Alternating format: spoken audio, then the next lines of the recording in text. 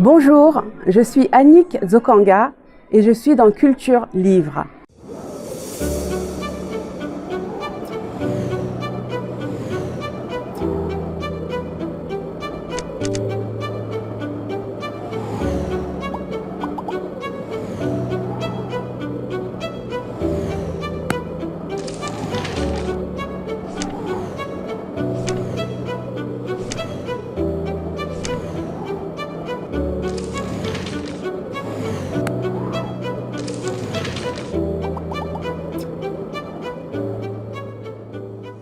Bonjour, Bonjour, pouvez-vous vous présenter? je suis Annick Zokanga et je suis l'auteur de ce livre « Élever des enfants noirs ou métis chez les Blancs, conseils aux parents ». Comment êtes-vous arrivé à l'écriture? Je pense que l'écriture me vient de mon père, qui est le professeur Adolphe Zokanga, décédé en 1998. Mais mon papa était chercheur en linguistique africaine, spécialisé dans le lingala. Il a été enseignant de lingala à l'INALCO jusqu'à la fin de sa vie. Et c'est de lui que je tiens certainement mon goût de l'écriture. Qu'est-ce qui a déclenché votre envie de traduire vos émotions dans un livre? Alors, le premier événement, c'est la publication d'un livre qui s'appelait « Le déni des cultures » par un auteur occidental qui est Léo Lagrange. Et il a dit des choses que j'ai trouvées fausses sur la jeunesse négro-africaine. Et je me suis dit, je vais exercer un droit de réponse et je vais faire un livre pour répondre à ce monsieur. Parce que cet homme disait que les afro-descendants formaient le gros des troupes des délinquants en France. Et là, je n'étais pas d'accord. Et je voulais lui dire que les enfants afro-descendants souffrent de discrimination et ils ont beaucoup de problèmes d'intégration à l'école dans la société française, bien que diplômés de l'école française, ils avaient vraiment beaucoup de mal après à s'insérer professionnellement. Élever des enfants noirs ou métis chez les Blancs, de quoi s'agit-il? Il s'agit, et ça c'est le deuxième aspect, la deuxième raison pour laquelle j'ai écrit ce livre, c'est que quand je suis devenue maman et que j'ai eu la joie de voir mes enfants grandir, quand elles ont commencé à s'exprimer, elles avaient un discours dépréciatif de leur identité. J'ai mes petites filles qui me disaient « Maman, pourquoi ma peau n'est pas plus claire? Maman, pourquoi je n'ai pas des cheveux bâtons, c'est-à-dire des cheveux lisses ?» Et là, je me suis dit « Non, c'est pas possible. Je ne veux pas de ça pour mes enfants. » Et j'ai fait donc un travail d'introspection pour essayer de comprendre les mécanismes qui amènent nos enfants à avoir des problèmes d'identité et à développer des complexes d'infériorité. Quels sont les points précis que vous traitez, démontrez, parlez, expliquez dans votre livre pour aider les gens à élever des enfants noirs et métis? Alors, je fais déjà une analyse de la société occidentale et j'explique que sa construction est problématique et qu'elle aboutira systématiquement à la dévalorisation des enfants afro-descendants. Il y a une partie qui leur est consacrée, c'est peut-être 10% de mon livre où je fais ce constat, où je fais des propositions pour que cette école, ce système éducatif se modifie, s'amende, au risque de perdre sur la ligne beaucoup des enfants afro-descendants qui ne se retrouvent pas dans l'histoire telle qu'ils la racontent, parce que l'histoire telle qu'elle est présentée aux enfants de la République française ne fait pas une part belle à l'homme africain. L'homme africain est introduit dans l'histoire en tant qu'esclavagisé, colonisé, mais non pas en tant que civilisateur. Et nous avons maintenant suffisamment d'informations puisque nous, Noirs, afro-descendants, africains, nous sommes en train de reconstituer le puzzle de notre histoire et nous découvrons que nous sommes à l'origine de l'humanité et de la civilisation. Donc si l'école française ne se remet pas en question, elle rentrera en conflit direct avec ces enfants afro-descendants et africains qui usent le fond de leur culotte sur les bancs de la République. Ça, c'est le premier aspect que je développe dans mon livre. Le deuxième aspect, c'est que je trouve que nous, en tant que Noirs, nous continuons à vivre un syndrome de Stockholm. Dans la mesure où, bien que conscients des problématiques que le contact avec l'homme blanc ont développées chez nous, nous continuons à cultiver des stéréotypes parmi nous et inconsciemment, nous les transmettons à nos enfants. Donc les problèmes de complexe d'infériorité, ils ne viennent pas que de l'action des Blancs, mais aussi de notre propre conception et de notre difficulté à nous accepter en tant que Noirs.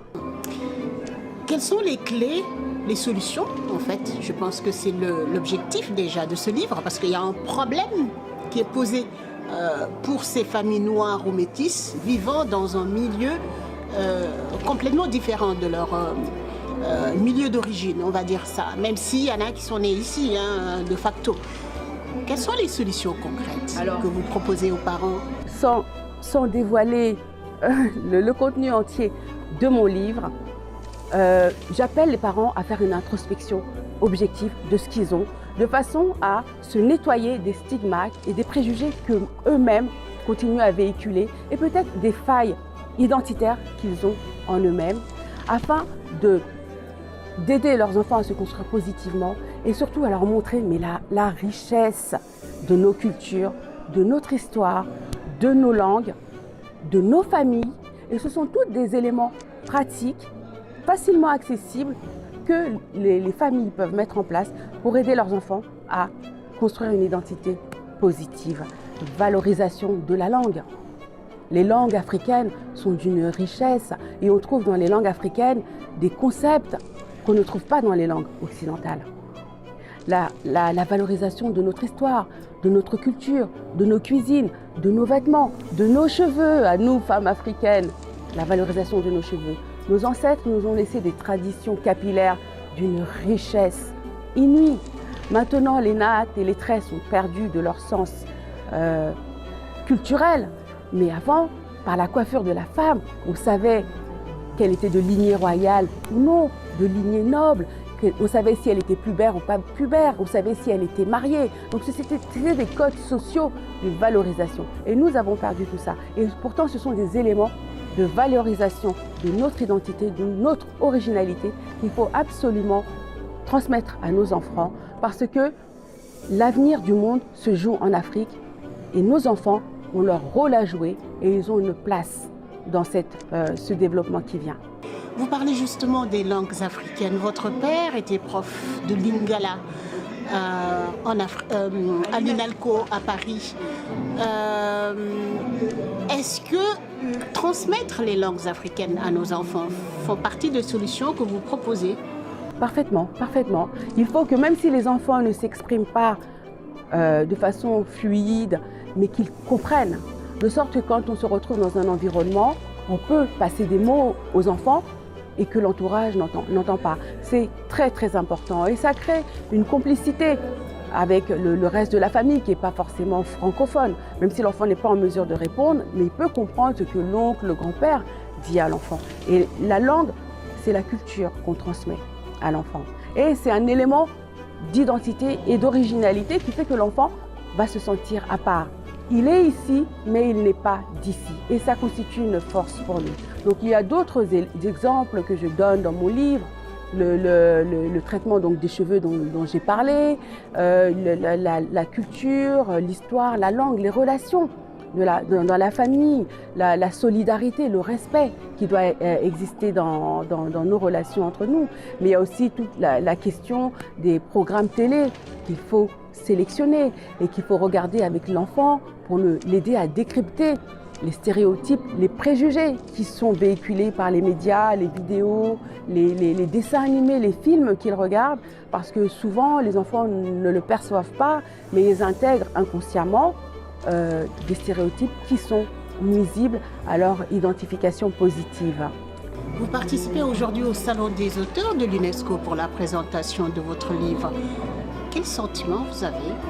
Un grand sentiment de fierté et j'en profite donc pour remercier l'UNESCO et Madame Coelho pour l'attention qu'ils ont portée à ma candidature et c'est pour moi, en tant qu'auteur auto-édité, une grande fierté d'avoir pu passer la sélection et ça m'encourage dans ce travail que j'ai fait parce que c'est une reconnaissance officielle de mon appartenance à cette grande lignée d'auteurs africains et je rentre dans l'histoire officiellement en tant qu'auteure africaine qui a réfléchi sur sa condition d'africaine et qui a tiré parti de son expérience dans la diaspora, qui a réfléchi à cette expérience et qui en a tiré des choses positives, dans le sens où ça ne m'a pas amené à déprécier ma valeur, mon identité, la sphère civilisationnelle à laquelle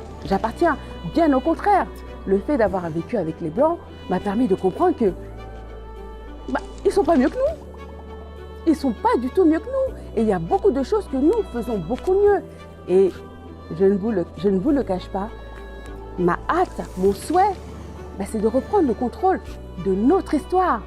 Nous sommes pressés, j'attends que ça, parce qu'il y a des choses à mettre en place. Nous avons vraiment beaucoup de richesses, beaucoup de bonnes choses dans notre humanité, dans nos civilisations, et on a de leçons à recevoir de personne.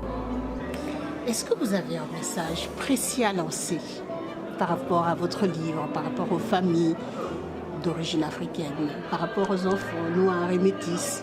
Un message à lancer en rapport avec votre livre et aux questionnements que vous posez dans ce livre? Oui, moi j'ai un message d'espoir. Si je reprends la thématique de cette édition 2022 de la Semaine africaine de l'UNESCO, qui est l'autosuffisance, la résilience et le développement économique, mon message est de dire que le développement de l'Afrique aboutira à l'autosuffisance de l'Afrique. Parce que nous sommes un continent avec des richesses inestimables. Nous avons la population jeune, intelligente, magnifique. Nous avons les ressources minières. Nous avons l'énergie solaire, l'énergie hydraulique. Nous avons la possibilité de nous développer en autosuffisance sans l'aide de quiconque.